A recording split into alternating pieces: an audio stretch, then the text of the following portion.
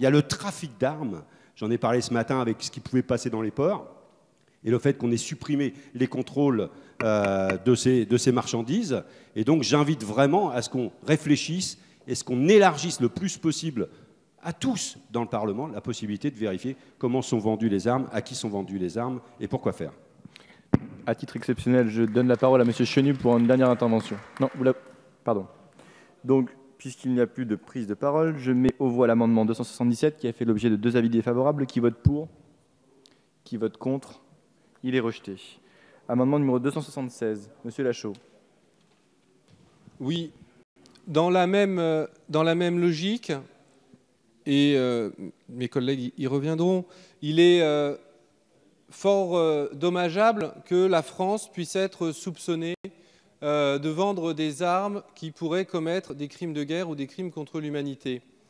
Des organismes non gouvernementaux l'ont suggéré dans des études des quelques derniers mois, et cela est fort dommageable.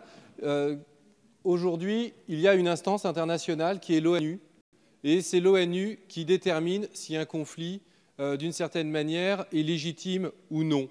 Je pense qu'il est de notre devoir de nation éclairée, que de refuser de vendre des armes à des pays engagés dans des conflits qui ne sont pas reconnus par l'ONU, voire pire, qui sont condamnés par l'ONU. C'est l'objet de cet amendement. Je vous remercie.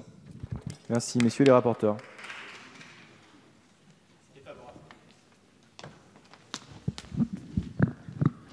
Chers collègues, je vais reprendre le débat que nous avions eu également en commission de la Défense. Ma position n'aura pas évolué au cours des derniers jours et la commission avait rejeté cet amendement. En matière d'exportation d'armement, petit rappel quand même, la France applique strictement les dispositions de la position commune 2008-944 PESC. Celle-ci édicte des critères très stricts à l'un desquels de telles exportations peuvent être réalisées. La France participe également aux instruments internationaux relatifs au désarmement, à la maîtrise des armements et à la non-prolifération. Il faut le rappeler. Notre pays a d'ailleurs joué un rôle moteur pour l'adoption du traité sur le commerce des armes. Au total, notre régime de contrôle est sûrement l'un des plus complets, des plus robustes et des plus rigoureux du monde. Et en tout cas, respecte toutes les règles, notamment en matière d'embargo aussi. Mon avis sera défavorable sur l'amendement que vous proposez. Madame la ministre. Défavorable. Cet amendement fait l'objet... Alors, Monsieur Lachaud, vous voulez répondre? Oui, juste récemment, on a vendu des armes à l'Arabie Saoudite.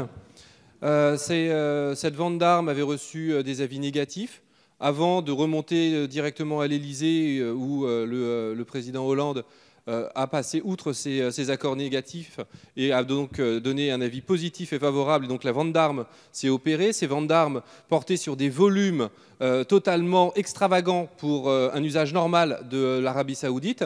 Et aujourd'hui, plusieurs ONG estiment que ces armements peuvent être utilisés au Yémen, qui est un conflit qui est condamné par l'ONU.